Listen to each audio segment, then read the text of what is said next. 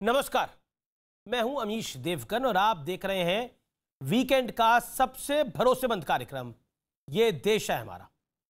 इस हफ्ते ये देश है हमारा में हम बात करेंगे भारत की राजनीति में आए नए भूचाल। क्या बोलेंगे, नया भूचाल क्या आ गया? नया भूचाल ये आ गया कि राहुल गांधी ने जैसे ही साउथ इंडिया में यानी दक्षिण भारत में उत्तर भारतीयों पर एक टिप्पणी करी, उसके बाद बीजेपी के नेताओं ने ताबड़तोड़ हमले किए।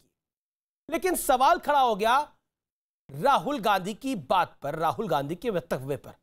आखिरकार श्रीमान राहुल गांधी ने ऐसा क्यों कहा, जबकि उनके नाना, उनकी दादी, उनके पिताजी, उनकी माताजी सब 1947 से या फिर कहें तो 1952 से लगातार सदन में उत्तर प्रदेश से ही चुन के आए। आखिरकार श्रीमान राहुल गांधी ने ऐसा क्यों कहा, आज हम इसकी चर्चा करेंगे। और मेरे साथ होंगी अमेठी की सांसद और केंद्रीय मंत्री स्मृति ईरानी, ये देश है हमारा में सुपर एक्सक्लूसिव इस पर बात करने के लिए। और फिर होगी ये देश है हमारा में सीधी चर्चा, सीधी टक्कर, सुप्रिया श्रीनेत कांग्रेस की प्रवक्ता और गौरव भाटिया भी जो कि बीजेपी के प्रवक्ता है। तो स्वागत है आपका, अभिनंदन है आपका इस हफ्ते के ये देश है हमारा में।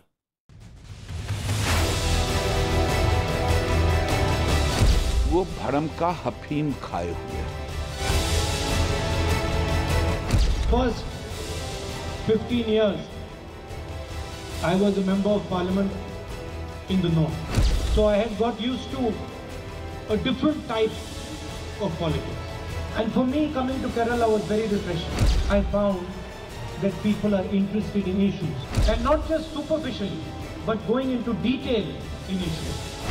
15 साल तक अमेठी की जिस जनता ने राहुल गांधी को सिर माथे पर बिठाया, उस जनता के बारे में राहुल गांधी के विचार सुन लीजिए। एहसान फरामोश है राहुल गांधी कि वो संसदीय क्षेत्र जिसमें गरीब से गरीब जनता ने उनको प्रेम दिया, उनको आशीर्वाद दिया, ये जानते हुए कि राहुल गांधी ने विकास का एक काम वहां नहीं किया। मैं भी चुनाव हारी थी अमेठी से साल 2014 में, मैंने तो कोई जहर नहीं उगला। अब तक कांग्रेस का आला कमान चुप्पी साध कर बैठा है।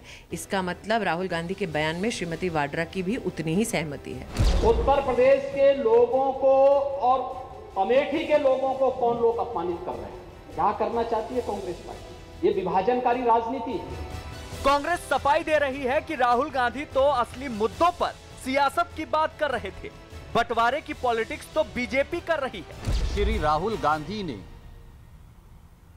सबसे सार्थक आह्वान इस देश के लिए किया कि देश में मुद्दों की राजनीति होनी चाहिए, राजनीति का मुद्दा नहीं। देश में प्रेम की राजनीति होनी चाहिए, सद्भाव की राजनीति होनी चाहिए, नफरत और बंटवारे की नहीं। परंतु भारतीय जनता पार्टी ने इसमें भी उत्तर और दक्षिण के विभाजन का टूल किट जारी कर दिया। राहुल गांधी जी वही केवल स्पष्टीकरण दे सकते हैं कि इस परिप्रेक्ष्य में उन्होंने ये टिप्पणी करी। जो आनंद शर्मा साहब ने कहा उसके बारे में मैं क्या कह सकता हूँ। मैं तो इतना ही कहूँगा कि मतदाता सुप्रीम होता है, बिना मतदाता के आप इलेक्शन जीत नहीं सकते, वो कहीं का भी हो। और कांग्रेस पार्टी हिंदुस्तान के हर ज़िले में है। हाँ, हर ज़िले में हमारे कांग्रेसमैन बैठे हुए हैं और उत्सुक हैं कि कांग्रेस में बदलाव आए और किसी तरीके से कांग्रेस दोबारा उसी स्तर तक पहुंचे। अमेठी की जनता के मन की बात भी सुन लीजिए। अमेठी के लोगों का अपमान करके उन्होंने सिद्ध कर दिया है कि किसी के नहीं है। राहुल गांधी यहाँ पर कई वर्षों से सांसद रहे हैं, यहाँ पर उन्होंने कुछ किया नहीं। कुछ दिन पहले राहुल गांधी ने असम में एक बयान दिया था, उसे भी बीजेपी ने असम और गुजरात के लोगों के बीच बंटवारे से जोड़ा था। चाय के वर्कर को 167 और गुजरात के व्यापारी को टी गार्डन। ये जो आपको 167 मिल रहा है, इसमें ये जो है ना हम जोड़ देंगे ऐसे और आपकी जेब में डाल देंगे। 200 रुपए हर मजदूर के जेब में डालोगे तो पैसा कहां से आएगा? मैं बता देता हूं, गुजरात के व्यापारी से। सवाल है, क्या केरल में राहुल गांधी के बयान के पीछे अमेठी में हार की खीज है? और आज कांग्रेस को उत्तर का विश्लेषण यानी कोट एंड कोट उत्तर का विश्लेषण, यानी क्योंकि उत्तर पर टिप्पणी हुई, उत्तर भारतीयों पर टिप्पणी हुई, तो पहला पॉइंट सुनिए। पंडित नेहरू 1952, 1957, 1962 फूलपुर से सांसद बने। पंडित नेहरू, स्वर्गीय पंडित नेहरू, पूर्व प्रधानमंत्री इस देश के। फिरोज गांधी 1952 से 1957 रायबरेली उत्तर प्रदेश से वो सांसद रहे। बर्ताऊ में आगे इंदिरा गांधी 1967, 1971, 1980 इंदिरा गांधी रायबरेली से सांसद रही।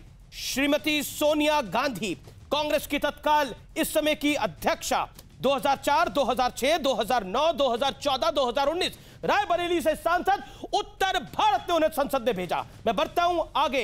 1980 स्वर्गीय संजय गांधी अमेठी से सांसद रहे, राहुल गांधी के चाचा जी। मैं बढ़ता हूं आगे। राहुल गांधी के पिताजी स्वर्गीय राजीव गांधी, देश के पूर्व प्रधानमंत्री, 1981, 84, 79 और 1991 इसी अमेठी ने उन्हें सांसद बनाया। इसी उत्तर भारत के लोगों ने इस परिवार को इतना बड़ा परिवार बनाया। मैं बढ़ता हूं आगे। श्रीमती सोनिया गांधी, फिर 1999 की मैं बात करता हूं, 1999 की बात करता हूं मैं। अमेठी उत्तर प्रदेश से सोनिया गांधी सांसद बनकर आती हैं।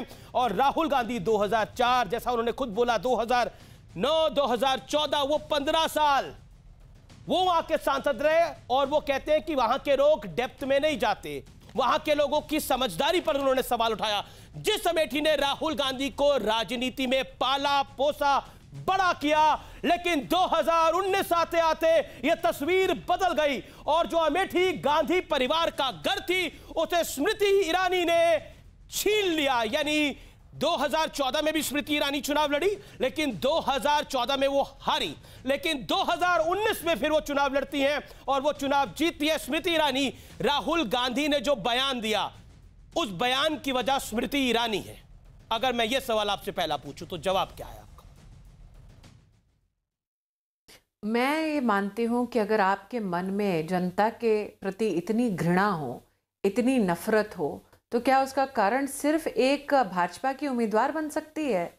ये वो जनता है जिसने गरीबी झेली, ये वो जनता है जिसने जलालत झेली, ये वो जनता है जिसने अपने कांग्रेस के युवराज को 5 साल में एक ही बार देखा। फिर भी इस जनता ने विश्वास किया राहुल गांधी पर, इस विश्वास के सहारे कि उसके परिवार को बार बार इस जनता ने जिताकर भेजा। हाँ, चुनाव में राहुल गांधी हारे और उस हार का कारण सिर्फ राहुल गांधी थे, जनता नहीं थी। लेकिन 1.5 साल बाद हारने के बावजूद अपने मन में इतनी नफरत भर के घूमना उस जनता के खिलाफ जिसने वर्षों वर्ष तक उनके परिवार को आशीर्वाद दिया, उस जनता के खिलाफ जिसने 3 टर्म तक राहुल गांधी को बिना विकास किए हुए तब भी झेला, तब भी सराहा, तब भी पलकों पे बिठाकर रखा, उस जनता का इतना अपमान, आपको क्या लगता है उसका कारण सिर्फ मैं हो सकती हूँ?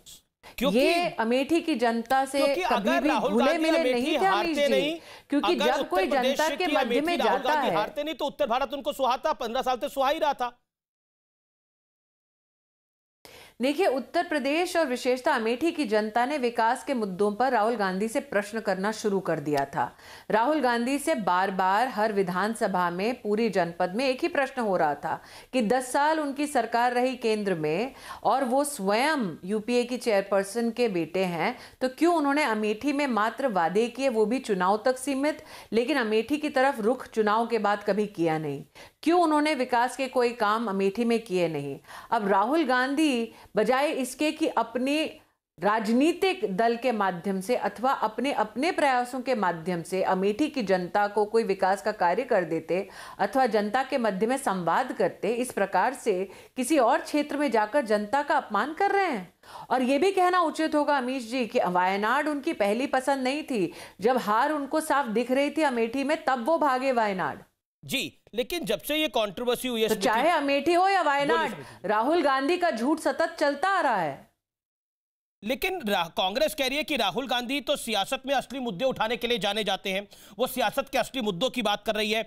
भारतीय जनता पार्टी और बीजेपी और ये मोदी सरकार बंटवारे की राजनीति करती है। अमित शाह और नरेंद्र मोदी बंटवारे की पॉलिटिक्स करते हैं। कांग्रेस पार्टी के बयान पर ही अमीश जी, अगर मैं कांग्रेस पार्टी के इस बयान पर ही टिप्पणी करूं या आप सबका ध्यान आकृष्ट करूं, तो क्या यह मुद्दे की बात है राहुल गांधी के लिए? क्या अमेठी की जनता खोखली है? क्या राहुल गांधी का मुद्दा यह है कि उत्तर भारत की जनता समझदार नहीं है? क्या कांग्रेस की लीडरशिप जिसने आपको यह बयान दिया, वो राहुल गांधी के इस कथन पर अपनी मोहर लगा रहे हैं? लेकिन स्मृति जी, वो उनका कहना है कि उन्होंने नॉर्थ और साउथ का डिवाइड नहीं क्रिएट किया। जेपी नड्डा ने ट्वीट किया, स्मृति ईरानी ने ट्वीट किया, नॉर्थ और साउथ का डिवाइड तो ये लोग क्रिएट कर रहे हैं।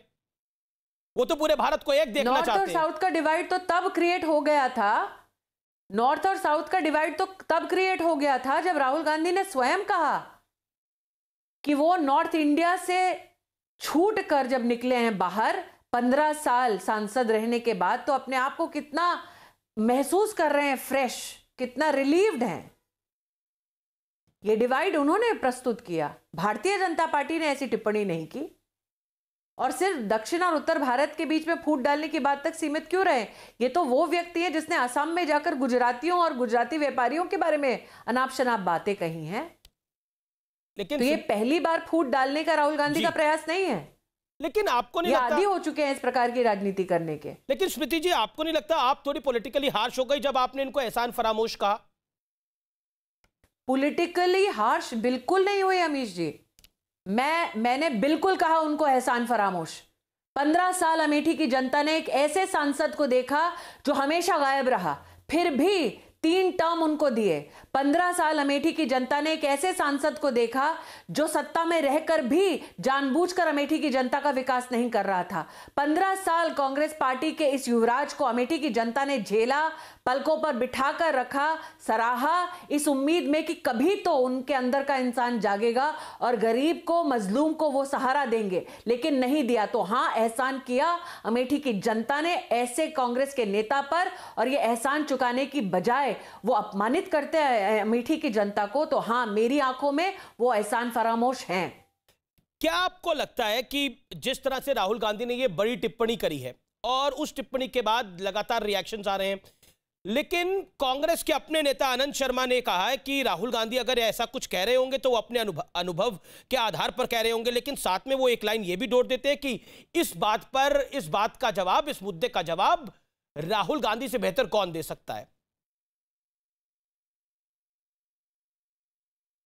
मुझे लगता है कांग्रेस की अंदरूनी कला इसमें साफ झलकती है। अब यह कांग्रेस पार्टी और उनके नेता स्वयं जाने कि राहुल गांधी कब क्या स्पष्टीकरण देंगे।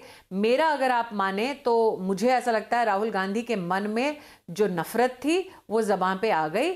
मेरा ये मानना है कि राहुल गांधी जिस प्रकार की राजनीति करते हैं वो ना सिर्फ नॉर्थ और साउथ के डिवीजन की राजनीति है, बल्कि एक अपमान की राजनीति है। अमीश जी देखिए, चुनाव में भी हारी थी 2014 में अमेठी से, लेकिन इस प्रकार के शब्द कभी जनता के लिए मुंह से नहीं निकले। हार और जीत राजनीतिक सफर का एक अभिन्न अंग है। जरूरी नहीं है कि हर बार हम जीते, लेकिन हाँ, ये जरूरी है कि जब मैंडेट देती है जनता तो उसको स्वीकार करें, मैच्योरिटी दिखाकर, और उसका सम्मान करें। कहीं ना कहीं जनता को लगा होगा कि उस जनता की अपेक्षा पे वो खरे नहीं उतरे। विश्लेषण करने की बजाय, इंट्रोस्पेक्ट करने की बजाय वो जनता पर ही इल्जाम मढ़ते हैं, जनता को ही अपमानित करते हैं। लेकिन एक वर्ग ये भी मान रहा है, जो कि पॉलिटिकल पंडित का वर्ग है, वो कह रहा है कि ये राहुल गांधी का ट्रैप था, बीजेपी उस ट्रैप में फंस गई। राहुल गांधी और कांग्रेस अब साउथ इंडिया में बहुत अच्छा करेगी, उत्तर भारत में उसके लिए कुछ बचा ही नहीं था। यूपी बिहार में उसकी स्थिति जैसी है वो जैसी तैसी है। इसका मतलब ये विश्लेषक ये मान रहे हैं कि राहुल गांधी ने अपनी पॉलिटिकल बेनिफिट के लिए जानबूझकर ये स्टेटमेंट दिया है। इसका मतलब वो विश्लेषक जो इस प्रकार की टिप्पणी कर रहे हैं वो स्वीकार कर रहे हैं कि राहुल गांधी ने जानबूझकर उत्तर भारत और उत्तर भारतीयों का अपमान किया है, ताकि उन्हें कहीं ना कहीं कोई पॉलिटिकल मुनाफा हो जाए। इसका मतलब यही हुआ अमित जी। लेकिन एक तरफ तो उत्तर भारत में, उत्तर प्रदेश में प्रियंका गांधी वाड्रा घूम रही है, लगातार किसान पंचायतों में जा रही है। उन्होंने तो इतना बड़ा आरोप लगा दिया कि मोदी सरकार अपने भाई के इस वक्तव्य का। जी, श्रीमती गांधी, श्रीमती वाड्रा के मुख से खंडन का एक शब्द निकला है? अभी तक तो नहीं आया। अगर आएगा तो ब्रेकिंग न्यूज बनेगी वो। तो फिर इसका मतलब श्रीमती वाड्रा का उतना ही इसमें योगदान है, उतनी ही सहमति है जितना कि राहुल गांधी का वक्तव्य है। लेकिन वो तो कह रही हैं, उनका तो वक्तव्य जो आया वो ये आया है ना कि भाई बहन समन्वय में काम करते हैं, समन्वय में राजनीति करते हैं। लेकिन उनका वक्तव्य तो ये आया कि मोदी सरकार भरोसे के लायक नहीं है, ये वो लोग हैं जो गोवर्धन पर्वत भी बेच सकते हैं। कहीं वही ना बेच दे। देखिए, जिसका पति स्वयं जमीन खरीदता है, किसानों से लूटता है, वो गोविंद और गोवर्धन की बात नहीं करे तो बेहतर है। आज भी अमेठी की जनता को जो राहुल गांधी कोस रहे हैं ना, उसी अमेठी की किसानों की जमीन हड़प कर स्वयं राहुल गांधी बैठे हैं। आपके कार्यक्रम में मैं सालों साल से निवेदन करते आ रही हूं कि दोगलापन छोड़े गांधी खानदान और कम से कम अमेठी के किसान की जमीन जो हड़प कर बैठे हैं वो लौटा दें। ऑर्डर है, लेकिन उस ऑर्डर का सम्मान नहीं किया। किसान के खिलाफ कोर्ट में गए हैं गांधी खानदान के लोग। तो ऐसा परिवार जी जो गरीब की जमीन लूटता है, वो गोविंद की ना बात करे ना गोवर्धन की, तो बड़ी कृपा होगी। ऐसा परिवार जो देश के एक न्यायालय में जाकर एफिडेविट देता है कि राम नाम के इस देश में कोई भगवान नहीं थे, वो अगर हिंदू धर्म के बारे में ना बात करें तो बेहतर होगा। ऐसा परिवार जिनको मंदिर सिर्फ तब याद आते हैं जब वोटों की गिनती होने वाली होती है, वो हिंदू समाज के बारे में टिप्पणी नहीं करे तो बेहतर है। अगला सवाल यह है कि चलिए, ये तो बेहतर है कि वो हिंदू समाज के बारे में बात ना करें, आप जैसा कह रही हैं, लेकिन आजकल आप इटालियन में ट्वीट कर रही हैं राहुल जी को समझाने के लिए, ऐसा क्यों? जी, क्योंकि अगर वो हिंदी, अंग्रेजी, बंगला, गुजराती, पंजाबी, मराठी में ना समझें तो कम से कम उस भाषा में तो समझें जिस भाषा में वो पले बड़े हैं। और एक विषय से मैं जोड़ना चाहूंगी, मत्स्य पालन मंत्रालय के संदर्भ में राहुल गांधी ने स्वयं संसद में एक प्रश्न किया था। क्या उनको उस वक्त इल्म नहीं था इस बात का कि ऐसा मंत्रालय है? क्या किसी ने प्रॉक्सी क्वेश्चनिंग की थी? अथवा ये जानते हुए कि इस प्रकार का मंत्रालय है, राहुल गांधी ने केरल की जनता को अपमानित करते हुए उनको झूठा वादा किया। रस्सी जल गई, बल नहीं गया। स्मृति जी, इस पे कांग्रेस का वर्जन ये है कि राहुल गांधी एक अलग मंत्रालय की बात कर रहे हैं, ये तो एक विभाग है मंत्रालय के अंदर, वो अलग मंत्रालय की बात कर रहे हैं। बीजेपी समझ नहीं पा रही राहुल गांधी का पनीर के लिए मंत्रालय बनना चाहिए। मैं वही कह रही हूं, कल राहुल गांधी कहेंगे पनीर के लिए मंत्रालय अलग बनाओ, पराठे के लिए अलग बनाओ, चावल के लिए अलग बनाओ। अब एक अमीश जी, राजनीति वो होती है जब तीर निशाने पे जाकर लगे। कांग्रेस में आज हालत ये है कि राहुल गांधी जहां तीर लगा दें उसी को निशाना वो बना देते हैं। जो मोटेरा के स्टेडियम का नाम नरेंद्र मोदी स्टेडियम हुआ है, उन्होंने बोला ये तो पॉलिसी वही है जिसमें पूंजीपतियों को फायदा। मुझे लगता है कि राहुल गांधी उठते जागते और उनकी पार्टी उठते जागते नरेंद्र मोदी का जितना जाप करती है, उससे नरेंद्र मोदी की राजनीतिक सामाजिक जीवन में और वृद्धि होती है। वो बार बार मोदी जी का जाप करते रहें। मेरा ये मानना है जिस प्रकार की राजनीति राहुल गांधी करते हैं, उस प्रकार की राजनीति में शायद राहुल गांधी स्वयं ये संकेत दे रहे हैं कि जब तक राहुल गांधी स्वयं देश को कांग्रेस से मुक्त ना कर दें तब तक वो चैन से बैठेंगे नहीं। लेकिन क्या आपको लगता है स्मृति जी, जैसे आप बीजेपी के वरिष्ठ नेता हैं, केंद्र में मंत्री है, क्या बीजेपी राहुल गांधी के इस बयान को लेके उत्तर प्रदेश की सड़कों पे उतरेगी? क्योंकि एक साल बाद चुनाव भी है। आज आपके चैनल के माध्यम से, सभी मीडिया आउटलेट्स के माध्यम से यह बयान घर घर पहुंच गया है, ना सिर्फ उत्तर भारत में बल्कि देश भर में। मुझे लगता है अमीश जी, विषय इससे ज्यादा बड़ा है जी। एक नेता, उसका काम है कि वो एक ध्वज, एक संविधान के नीचे अपने देश को जोड़कर रखने की बात करे।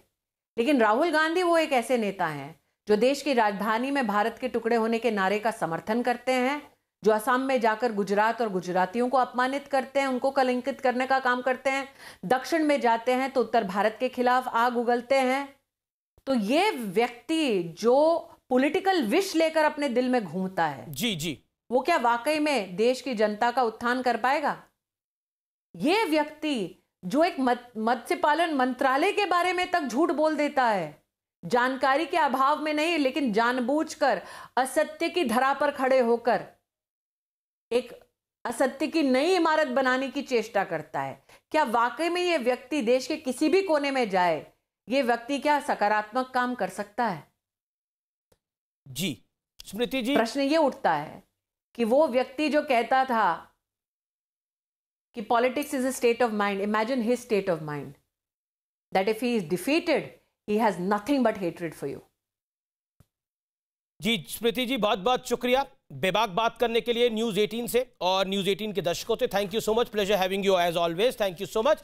और अब मैं चर्चा का रुख करता हूं, मेरे साथ भारतीय जनता पार्टी के वरिष्ठ प्रवक्ता और सुप्रीम कोर्ट के वरिष्ठ वकील गौरव भाटिया जी हैं। मेरे साथ कांग्रेस की पार्टी की नेता प्रवक्ता सुप्रिया श्रीनेत है, जो खुद उत्तर प्रदेश से आती है। सुप्रिया जी, आपका भी अभिनंदन है, आपने अभी केंद्रीय मंत्री स्मृति ईरानी जी को सुना। मैं आपसे जानना चाहता हूं, राहुल गांधी ने जो बयान दिया उसके साथ कांग्रेस के वरिष्ठ नेता कपिल सिब्बल और आनंद शर्मा भी नहीं खड़े हो रहे हैं। क्या आपको लगता है वाकई राहुल गांधी से मिस्टेक हो गई है, गलती हो गई है? मैं इसका जवाब दूं उससे पहले, क्योंकि स्मृति ईरानी जी ने करीब 20 मिनट मुझे इंतजार कराया। आप उनका शो कर रहे थे और केंद्रीय मंत्री हैं, बिल्कुल उनका इंटरव्यू करना चाहिए। 2-4 बात जरूर पूछना चाहती हूं। स्मृति जी ने जमीर जागने की बात करी। स्मृति जी, आपका जमीर कब जागेगा, यह मैं जरूर पूछना चाहती हूं, क्योंकि आपका जमीर तो सत्ता के लोभ और सुख में ऐसा सोकर दम तोड़ चुका है कि आप दौड़ दौड़ कर पेट्रोल और गैस पे बात करती थी, ऐसी चुप्पी आपने साध ली।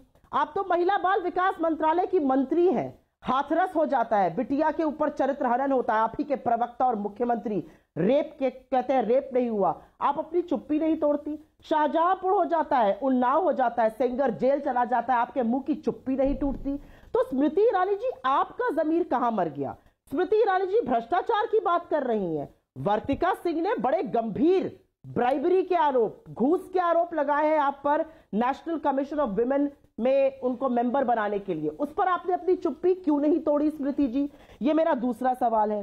पॉलिटिकल मैच्योरिटी की वो बात करती है ना, तो पॉलिटिकल मैच्योरिटी में उनको गुजरात के स्थानीय निकाय चुनाव याद आ जाते हैं, लेकिन वो ये भूल जाती है कि पंजाब के स्थानीय निकाय चुनावों में, हरियाणा के स्थानीय निकाय चुनावों में, राजस्थान के स्थानीय निकाय चुनावों में भाजपा का सुपड़ा साफ हो गया, उस पर वो सांप सूंघ लेती हैं। तो स्मृति ईरानी जी की सेलेक्टिव मेमोरी पर मुझे तरस आता है। शायद सत्ता का लोभ, सत्ता का सुख ऐसा होता है। ठीक है, अब आप मेरे सवाल का भी सुप्रिया जी, मेरा निवेदन है, मेरे सवाल का भी जवाब दीजिए। क्या राहुल गांधी ने पॉलिटिकल मैच्योरिटी दिखाई, जिसको लेकर आनंद शर्मा और कपिल सिब्बल भी पल्ला झाड़ रहे हैं? राहुल जी ने क्या कहा? राहुल गांधी जी ने जो कहा उसमें उन्होंने एक बात कही जो शायद स्मृति ईरानी जी की समझ से ही परे है। आप समझाइए। अभी उनको दिक्कत है राजनीति की, मैंने सुना ना, राजनीति की ऐसी संस्कृति से जिसकी प्रतीक स्मृति ईरानी और बाकी उनके लोग हैं पार्टी के। राजनीति की एक संस्कृति जो शायद दक्षिण भारत को भारत का हिस्सा ही नहीं मान रहा है। क्यों? क्योंकि केरला में उनकी 1 सीट है, आंध्र प्रदेश में 4 है, तमिलनाडु में 0 है और तेलंगाना में 5 है। तो क्या आप दक्षिण भारत को हिस्सा ही नहीं मानेंगे? आप दौड़ दौड़ कर दक्षिण और उत्तर की लड़ाई लगा सुप्रिया जी, राहुल गांधी जी ने कहा कि मुद्दों की बात होती है साउथ इंडिया के अंदर और सतही बात नहीं होती। इसका मतलब क्या था? यानी जिस प्रदेश से आपने चुनाव लड़ा वहां लोग मुद्दों की बात नहीं करते, वहां लोग मुद्दों पे वोट नहीं करते। पंडित नेहरू को मुद्दों पे वोट नहीं मिला, श्रीमान स्वर्गीय राजीव गांधी जी को मुद्दों पे वोट नहीं हुआ, मैडम गांधी को, सोनिया गांधी जी को मुद्दों पे वोट नहीं मिला था। बताइए, राहुल गांधी को 3 बारी मुद्दों पे वोट नहीं मिला था, वो सताई लोग थे। एक बार अमेठी हारने की खीज है ये? क्या आप ये तो मानेंगे? नहीं, ये अमेठी हारने की खीज नहीं है, ये वास्तविक मुद्दों पर राजनीति करने की अड़ी है। और मुझे लगता है कि हर नहीं, इसमें मुद्दा क्या था? मुद्दा समझाइए ना, इसमें वास्तविक मुद्दा क्या था? कि उत्तर भारत के लोग ज्यादा समझदार नहीं है, इसमें वास्तविक मुद्दा है क्या? समझाइए आप प्लीज। आपको मैं 30 सेकंड और देता हूं, गौरव भाटिया इंतजार कर लेंगे। तोड़ मरोड़ के मैं 30 क्या, मैं 20 सेकंड में बोल जी जी जी। आप अगर तोड़ मरोड़ के उनके वक्तव्य को प्रेजेंट करेंगे तो मैं उसमें अपनी हामी नहीं भरूंगी। उन्होंने कहीं पर भी उत्तर को सतही भारत नहीं कहा। उन्होंने कहा कि दक्षिण में लोग ज्यादा समझना चाहते हैं, इसमें क्या आपत्ति हो सकती है? अरे एक जगह का अगर महिमा मंडल हो रहा है, मुझे पता है ऐसा क्यों है। ऐसा इसलिए है क्योंकि आज इस देश में 66% जगह पर भाजपा नहीं है। तो क्या भाजपा और हमारे प्रधानमंत्री जी वहां के प्रधानमंत्री नहीं है? सच तो यह है कि राहुल गांधी एक अकेले राष्ट्रीय नेता है, जिनकी औकात है। सुन लीजिए, लेकिन ठीक है, लेकिन कंपैरिजन पे सवाल था, तुलना पे सवाल था। मुझे बोलने दीजिए। आप उत्तर भारत को हीन भावना से देखें और दक्षिण भारत में और केरल में बोले कि वहां पे क्योंकि आप चुनाव जीत के आए वो बेहतर है, उस पे सवाल था। बड़ी बात यह है, अब मैं गौरव भाटिया का रुख करता हूं। अब आपने बोला सुप्रिया जी, आपको मैंने करीब 4.5 मिनट दिए। मौका देना चाहिए अमीश जी। आपने 20 मिनट तो वो केंद्रीय मंत्री थी, उन्होंने अपनी बात रखी। गौरव भाटिया अपनी बात रखेंगे। स्मृति जी एक देखिए सुप्रिया जी, आपकी पार्टी के भी वरिष्ठ नेता आते हैं, उनको भी हम 15-20 मिनट देते हैं और उसके बाद बीजेपी को मौका देते हैं बोलने का। देखिए मुझे लगता है कि आपने अपनी बात को रखा, आप गौरव भाटिया जी कर ले अपनी बात को। गौरव भाटिया, राहुल गांधी जो कह रहे थे वो आप लोग समझ नहीं पा रहे, ना आप समझ पा रहे हैं, ना स्मृति ईरानी समझ पा रही है, ना नड्डा साहब समझ पा रहे हैं, ना योगी जी समझ पा रहे हैं। देखिए अमीश जी, सबसे पहले तो स्मृति ईरानी जी से कितनी ईर्ष्या, कितनी जलन, कितनी नफरत है कांग्रेस में, ये स्पष्ट हो जाता है। और मैं समझता हूँ बहुमुखी प्रतिभा वाली हैं वो, और जिस तरह से उन्होंने बेबाक तरीके से आपके चैनल पे बात रखी है, तो उसके आगे मैं एक दो बात जरूर जोड़ूंगा और कांग्रेस की प्रवक्ता को उत्तर दूंगा। लेकिन शुरुआत करूंगा, ये विचारधारा और सोच का फर्क है। नरेंद्र मोदी जी की राजनीति क्या है, भारतीय जनता पार्टी की राजनीति ये है कि देश को जोड़ो, एक झंडा एक तिरंगा, एक प्रधानमंत्री पूरे देश में, जिसके लिए हम लोग पूरी तरह से तत्पर रहे। और दूसरी तरफ विभाजनकारी जो इनकी राजनीति है राहुल गांधी की, कि दक्षिण भारत और उत्तर भारत को तोड़ो। आपने देखा था किस तरह से असम में गुजरात के जो बागान है चाय के, उसमें जो कार्य करते हैं मजदूर, उनके खिलाफ बोल रहे थे। हिंदू मुस्लिम तो करते ही है, कांग्रेस मुस्लिम पार्टी है, ये भी उन्होंने कहा था। कर्नाटका के चुनाव आए थे तो लिंगायत का मुद्दा उठा दिया था कि हिंदू टूट जाए। इस तरह की सोच बहुत आगे तक ले जाती नहीं है। और देखिए कौन समझ पाएगा राहुल गांधी को। राहुल गांधी मतलब अजूबा है, अजूबा। आपने सही कहा, आनंद शर्मा जी, कपिल सिब्बल जी खुद कह रहे हैं राहुल गांधी से जाके पूछो ना उसने क्या कहा, क्योंकि वो भी शर्मसार होते हैं, रोज रोज होते हैं। छाती पे पत्थर रख के राहुल गांधी के वक्तव्यों को सही ठहराना पड़ता है, जो यहाँ प्रवक्ता भी कर रही हैं। और मैं इतना जरूर कहूंगा, 15 साल तक उत्तर प्रदेश की जनता, अमेठी की जनता ने इनको सांसद बनाया। ठीक है, आप चुनाव हार गए, इसका यह मतलब है इतने बड़े एहसान फरामोश हो जाओगे कि उत्तर प्रदेश की जनता, बिहार की जनता के लिए कहोगे ये सतही जानकारी रखते हैं। अरे देश को सबसे ज्यादा प्रधानमंत्री किस प्रदेश ने दिए हैं? उत्तर प्रदेश ने दिए हैं।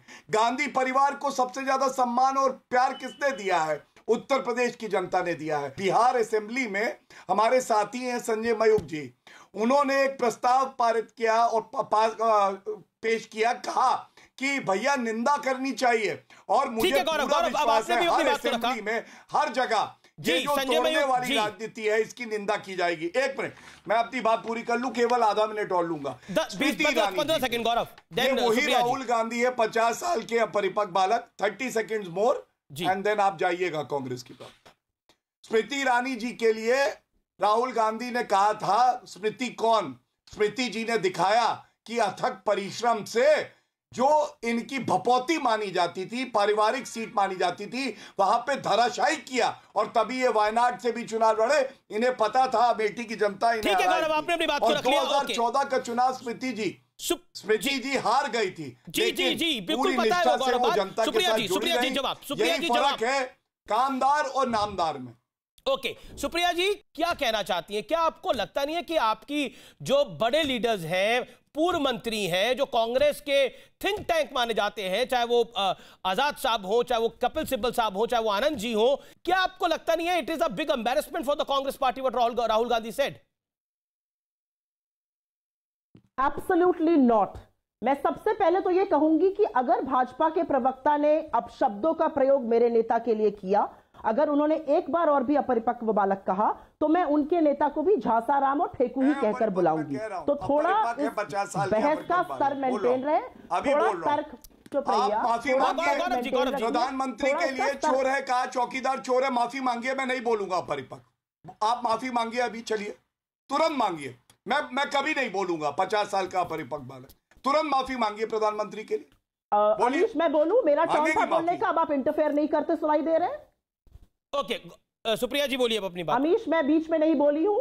हाँ प्लीज। मैं बीच में नहीं बोली हूं, लेकिन मैं इतना जरूर कहूंगी, अगर एक बार भी इन्होंने मेरे नेता के लिए कहा, तो मैं भी इनके नेता के लिए बहुत ही अपमानजनक शब्दों का प्रयोग कर सकती हूं।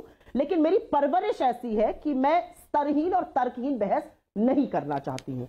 स्मृति ईरानी जी को ये बता रहे हैं शेरनी, बहुत बहुमुखी प्रतिभा की है। वही थी ना जो कहती थी मैंने तो ये वो फास्ट एंड टू डेथ कर लूंगी जब तक मोदी जी हटाए नहीं गए। अब उन्होंने जो है कह दिया है कि भाई मोदी जी सबसे बड़े आदमी। खैर उनकी प्रतिभा की बातें छोड़िए, मैं एक बहस इस मुद्दे पर एक बहस लाना चाहती हूँ। मोटेरा में सरदार वल्लभ भाई पटेल के नाम को हटाकर मोदी जी का नाम लगा दिया जाता है।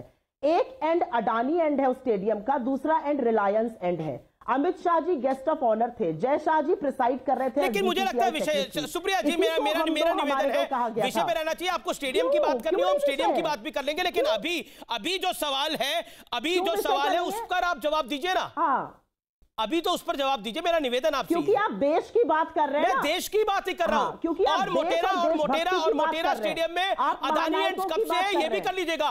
नरहरि अमीन किस पार्टी के नेता थे? कांग्रेस पार्टी के नेता थे। उन्होंने अदानी एंड क्यों किया था? नरहरि अमीन के परिवार से सवाल पूछेगा। देखिए, मुझे लगता है कि रिलायंस भी इस देश का हिस्सा है कि नहीं है, अदानी भी इस देश का हिस्सा है कि नहीं है, देश का हिस्सा है ना वो लोग भी। मैं इसलिए ये उठा रही हूं मुद्दा क्योंकि आजादी के महानायकों का जब अपमान इस देश में होगा, जब सरदार वल्लभ भाई पटेल तो राहुल गांधी कितनी बार गए थे केवड़िया? इस तरीके से सरदार वल्लभ भाई पटेल से बड़ा प्रेम है। मैं जानना चाहता हूं कि राहुल जी, प्रियंका जी, आप कितनी बारी केवड़िया गई सरदार वल्लभ भाई पटेल के स्टैचू ऑफ यूनिटी पे? मैं जानना चाहता हूं कि कब गए, कौन सी तारीख को गए? मैं आपको बता देती हूँ। हाँ बताइए, कौन सी? राहुल जी किस तारीख को गए केवड़िया? किस तारीख को गए स्टैचू ऑफ यूनिटी? बताइए प्लीज। अब आप सुन, हाँ बताइए।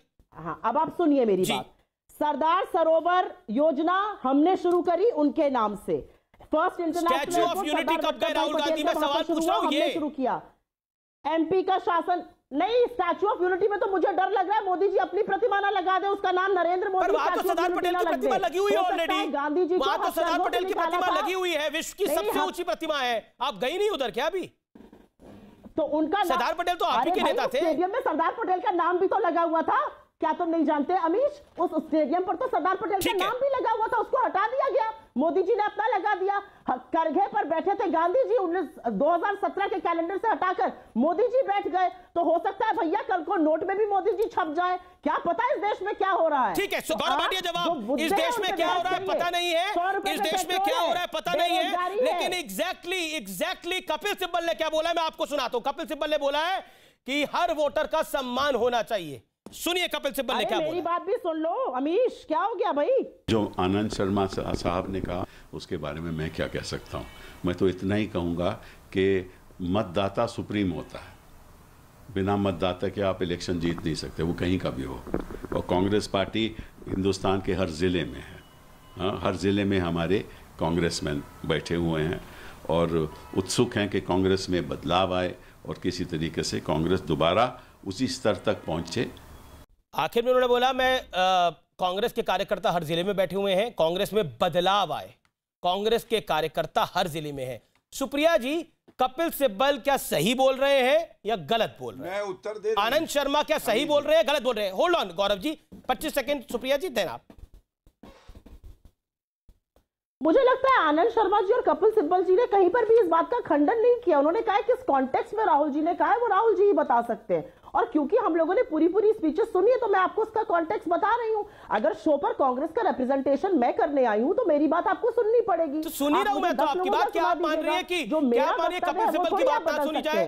क्या आप मान रही है आनंद शर्मा जी की बात नहीं सुनी जाए? नहीं, बिल्कुल सुनी जाए, बिल्कुल पार्टी का थिंक टैंक है, उनकी बातें बिल्कुल सुनी चाहिए। एक चीज बिल्कुल मैं एक चीज और सुनाना चाहती हूं। ये कपिल सिब्बल जी ने कहा कि मतदाता का सम्मान होना चाहिए, इसका मतलब क्या है? इसका मतलब यह है कि भाजपा मतदाता जहां का भी होगा वो समझदार ही होगा। टुकड़ा साफ है, मतदाता जहां का भी होगा वो समझदार ही होगा। बिल्कुल। तो और क्या कहने की कोशिश कर रहे हैं वो? तो फिर राहुल गांधी क्यों कह रहे हैं कि उत्तर प्रदेश के मतदाता के विवेक पे वो प्रश्न चिन्ह लगा रहे हैं? उत्तर प्रदेश के नहीं, उत्तर भारत के। नहीं लगा रहे हैं, ये आपको लगता है, मुझे नहीं लगता वो लगा रहे हैं, बिल्कुल नहीं लगा रहे हैं। वो इनकी राजनीति पे प्रश्न चिन्ह लगा रहे हैं, इसमें भोंडी गंदी विभाजनकारी राजनीति। ठीक है, आपने बात को कर रख दिया। गौरव भाटिया, आपकी ढोंगी गंदी और विभाजनकारी राजनीति पर वो लांछन लगा रहे हैं। वो नॉर्थ और साउथ का डिवाइड नहीं कर रहे। देखिए, मैं ऐसे ही नहीं कहता हूं, मैं बड़ी जिम्मेदारी से आज कहता हूं कि कांग्रेस के पास आज दिशा ही नहीं है, कोई विचारधारा नहीं। अमीर जी, किसी और पार्टी में ऐसा हो सकता है कि एक सदन में कांग्रेस के जो सांसद है वो बैठे रहे, दूसरे सदन से उठ के चले जाए, जो अभी हमने देखा था। क्या किसी और पार्टी में ऐसा हो सकता है कि प्रियंका वाड्रा गांधी उत्तर प्रदेश में राजनीति चमकाने का प्रयास करें और राहुल गांधी जाके कह दे कि जो उत्तर भारतीय लोग हैं वो परिपक्व ही नहीं है, वो सताही राजनीति करते हैं? और ये इसलिए है कि उत्तर प्रदेश से इन्हें नफरत है। अमीर जी, एक सीट रह गई इनकी लोकसभा में, कभी इनका वर्चस्व होता था। आज उत्तर प्रदेश और बिहार में क्या हालत है कांग्रेस की, ये हम लोग सब जानते हैं। दूसरी बात, बिल्कुल स्मृति ईरानी जी शेरनी की तरह है, उन्होंने हिम्मत नहीं हारी, वापस गई, जीत के दिखाया। और जिसने कहा था स्मृति कौन, वो चूहा बिल में घुस गया जब स्मृति जी ने दहाड़ा, और वो अमेठी कभी वापस नहीं जा पाया।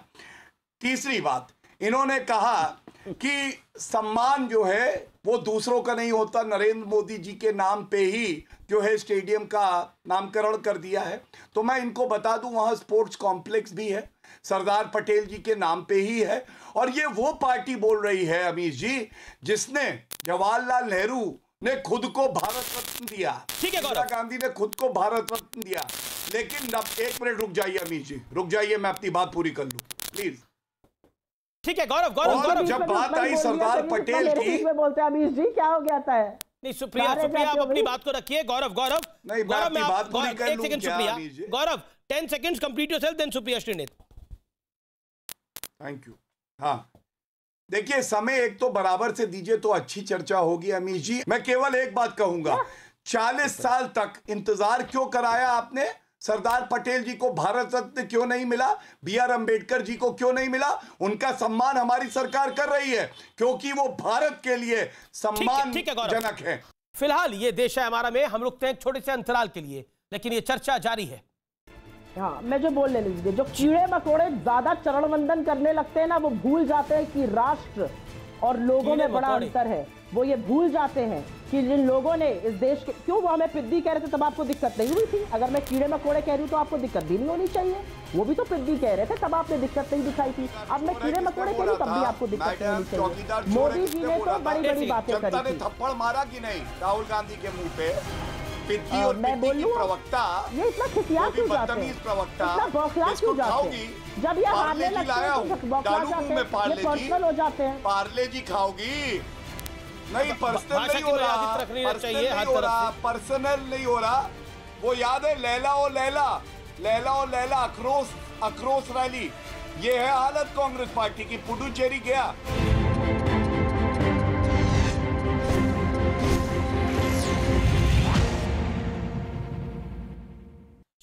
सुप्रिया जयशंकर साहब लिखते हैं, जो कि विदेश मंत्री हैं, मैं दक्षिण भारत से आता हूं, पश्चिम के राज्य से सांसद हूं, मेरा जन्म, शिक्षा और काम उत्तर में है। मैंने दुनिया में भारत का प्रतिनिधित्व किया है। भारत एक है, किसी क्षेत्र को नीचा मत दिखाओ, हमारा बंटवारा मत करो। लेकिन मध्य प्रदेश के सीएम साहब लिखते हैं, जहां जहां पांव पड़े राहुल गांधी के, तहां तहां कांग्रेस का हुआ बंटाधार। पुंडीचेरी में पांव पड़े, वहां सरकार गिर गई।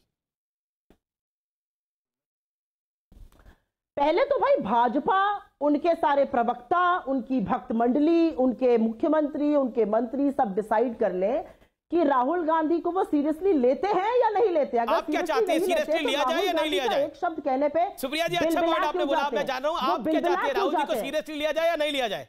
बिलबिला क्यों चाहते हैं? अमीश जी, मेरी आपसे ये दरख्वास्त है कि जैसे आप उनको निर्विरोध बिल्कुल आपको भी मैडम मैं दूंगा। मेरा आपसे एक छोटा सा सवाल है, उसके बाद मैं नहीं सवाल आपसे पूछ रहा। आप मुझे बताइए, राहुल जी को आप चाहती है सीरियसली लिया जाए या नहीं लिया जाए? आपका क्या वक्तव्य है इस पर?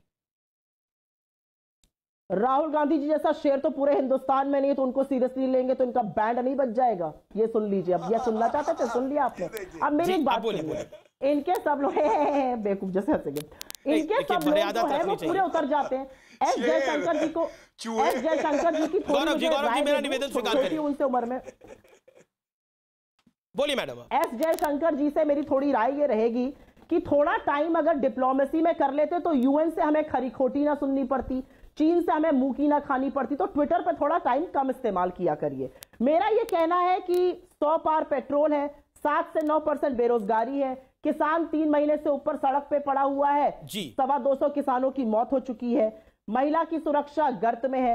आप हर व्यक्ति पर देशद्रोह का चार्ज लगा देते हैं और करारा तमाचा मारा कल जस्टिस राणा ने इनके मुंह पर जब बोला कि सरकार का विरोध करना देशद्रोह नहीं होता है। तो इन सब बातों पर चर्चा करिए ना, इन सब बातों पर आपके पास जवाब नहीं है, आपके पास सवाल के जवाब ही नहीं होते हैं, तो आप बिल में घुस जाते हैं। एक शब्द मैं जरूर पूछना चाहती हूं, अमेठी में फूड पार्क क्यों बंद किया गया, IIIT क्यों बंद किया गया, हिंदुस्तान पेपर मिल क्यों बंद करी गई, इंडियन होटल मैनेजमेंट इंस्टीट्यूट क्यों बंद किया गया, नेट्रिप क्यों बंद किया गया? इसका जवाब वहां की माननीय सांसद स्मृति ईरानी जी जरूर दे दे। ट्विटर पे बहुत वक्त इस्तेमाल करती हैं, बड़ी भाषाओं की में रुचि रखती है। मैंने अभी 4 दिन पहले उनसे 12 हिंदुस्तानी भाषाओं में पूछा था कि महिला सुरक्षा पर आप अपना मुंह कब खोलिएगा, उसका जवाब नहीं आया है। मुंह में दही जमा के बैठी हुई है स्मृति जी। ठीक है, आप शुक्रिया, आपने अपनी बात को रख लिया। शुक्रिया जी, आपको भी वक्त मिल गया। लेकिन इन्होंने बोला राहुल गांधी तो एक शेर है, अगर उनको आप सीरियसली लेंगे तो आपका बैंड बच जाएगा गौरव भाटिया। ये सुप्रिया जी ने अभी वक्तव्य दिया और इसके बीच में भी वो बहुत कुछ बोला, लेकिन इस दोनों बातों का जवाब दीजिए क्विकली गौरव जी। देखिए, मैं एक बात बताऊं, जो पिद्दी चूहे के बिस्किट खा लेते हैं वो उसको शेर समझने लगते हैं। तो ऐसा ही हश्र यहाँ प्रवक्ताओं का भी लग रहा है कि ये लोग पिद्दी और पिद्दी तो आप लोग राहुल जी को सीरियसली लेते हैं कि नहीं लेते हैं?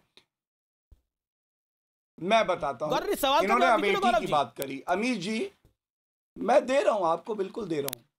इतने अपरिपक्व हैं आप, मुझे बताइए, जो कहते हैं कि मत्स्य विभाग नहीं है, मत्स्य जो है वो मंत्रालय नहीं है, जो कहते हैं लोकसभा में 546 सीटें हैं, जो कहते हैं गरीबी एक मानसिकता है, जो कहते हैं भारत में लोकतंत्र खत्म हो गया है क्योंकि वो हार रहे हैं, और गद्दाफी और सद्दाम हुसैन भी चुनाव जीते थे लोकतंत्र में।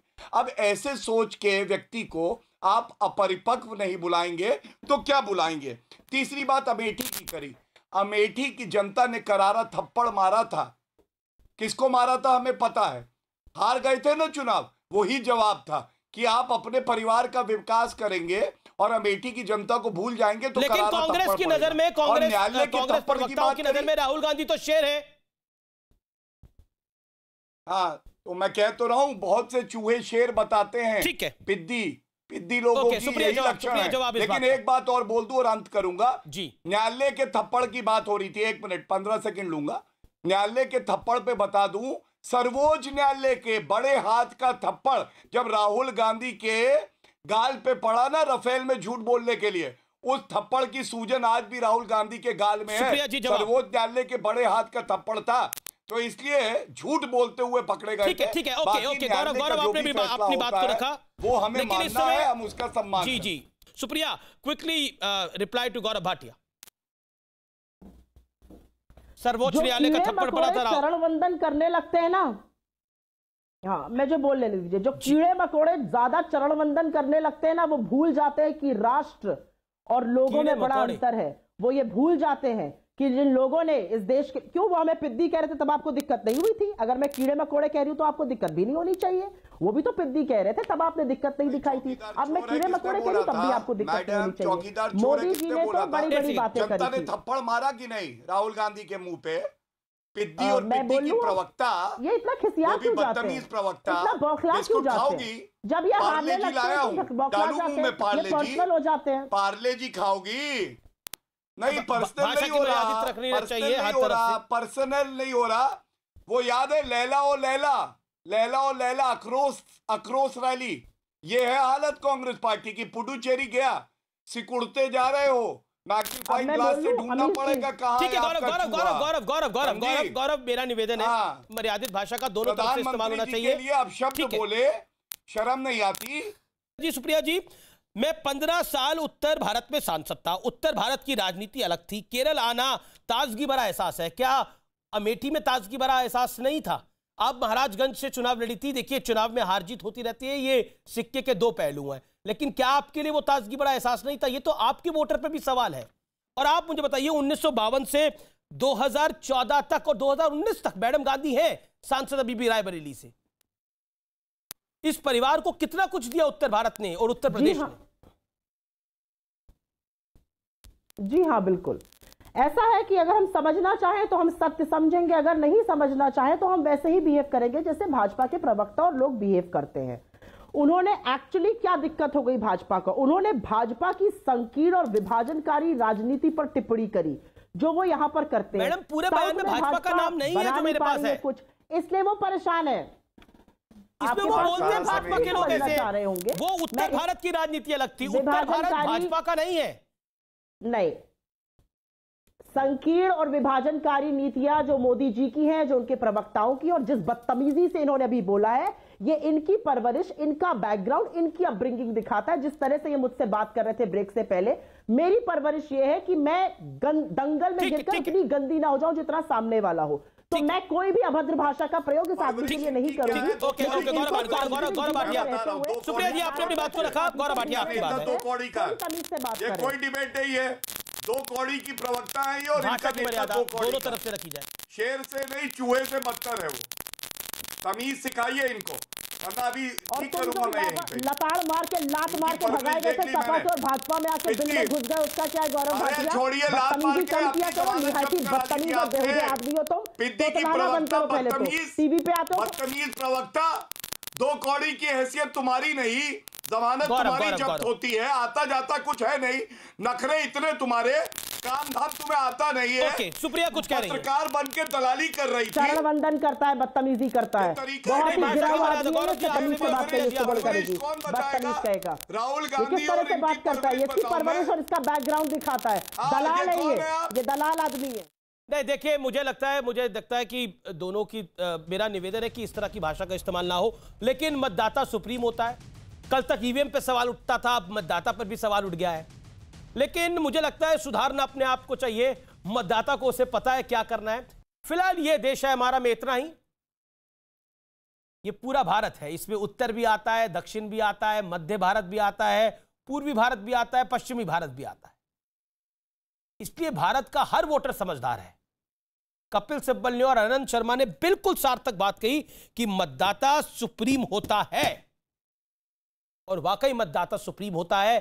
सवाल अपने आप पर उठाइए, मतदाता पर नहीं। ईवीएम पे तो सवाल उठा चुके हैं आप, अब मतदाता पर सवाल उठा रहे हैं।